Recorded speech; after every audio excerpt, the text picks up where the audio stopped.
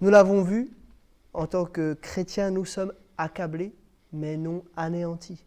Pourquoi ? Parce que nous avons un grand Dieu et nous pouvons prier ce Dieu-là. Et c'est ce qu'on veut faire maintenant, on croit que ça fait partie du culte. On veut passer du temps dans la prière. Nous sommes accablés, mais non anéantis. Voilà quelques suggestions de sujets de prière en lien avec le thème de ce culte. Premièrement, prions que Dieu nous donne de la compassion. Nous sommes accablés, mais non anéantis. Pourquoi ? Parce que nous avons Dieu dans nos vies, mais ce n'est pas le cas de tous. Le monde autour de nous a de quoi être anéanti.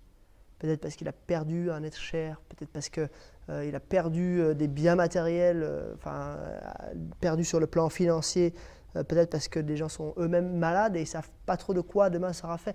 Que Dieu nous donne de la compassion dans ces circonstances, que vraiment on puisse manifester l'amour de Jésus auprès des personnes qui sont autour de nous. Deuxième suggestion, que Dieu nous donne de la persévérance. Nous sommes convaincus que nous ne serons pas anéantis. Alors persévérons. Mettons notre confiance en Jésus-Christ et en lui seul pour persévérer jusqu'à la fin. Troisième sujet de prière, prions pour notre rayonnement. On l'a vu, la crise, on l'a vu dans la prédication, une crise, une épreuve n'est pas l'occasion d'un arrêt de la mission pour le chrétien. La mission continue depuis la première venue de Jésus jusqu'à sa deuxième venue. Nous sommes en mission et notre mission, c'est de faire des disciples qui font des disciples. Que ça puisse continuer, qu'on puisse être créatif, qu'on puisse avoir des idées pour entrer en relation avec nos voisins. Et là, il y a des tas de choses à faire. Peut-être vous pouvez mettre dans votre cage d'escalier une affiche en vous mettant à disposition de vos voisins pour faire des courses. Je ne sais pas, on pourrait inventer des tas de choses pour continuer d'être des témoins, même si on est un petit peu isolés les uns des autres. Et puis finalement, prions pour des miracles, pour des personnes qui, au pied du mur, n'ayant plus d'espoir en cette situation de crise, se tournent vers Dieu, vers Christ. Qu'il puisse y avoir des conversions, des gens qui vivent la nouvelle naissance. Voilà, je vous invite maintenant à mettre pause dans votre lecteur et puis ensuite vous pourrez remettre play pour un petit mot de fin pour ce culte. À tout de suite.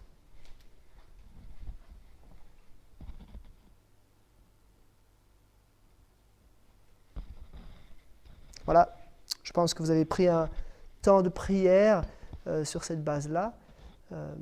Notre culte maintenant touche à sa fin. Il va y avoir juste encore un chant après ce temps de prière et puis ce sera terminé. J'aimerais juste vous inviter à maintenant être en contact avec votre Église pour que vous puissiez savoir ce qui se passe, quelles sont les dernières nouvelles des uns et des autres, ce qui se passe aussi sur le plan pratique.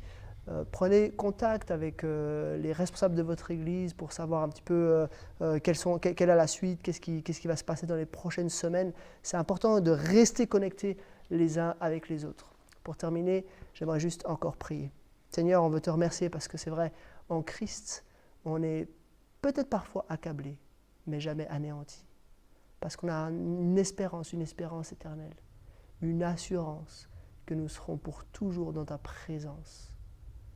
Merci pour tous les bienfaits que tu nous donnes et je te remets chaque personne qui a vécu ce temps de culte, que tu puisses veiller sur nous, que tu puisses nous encourager, que tu puisses nous préserver, que tu puisses nous donner de rayonner dans cette période de crise. Je demande ça pour ta gloire et dans le nom de Jésus. Amen.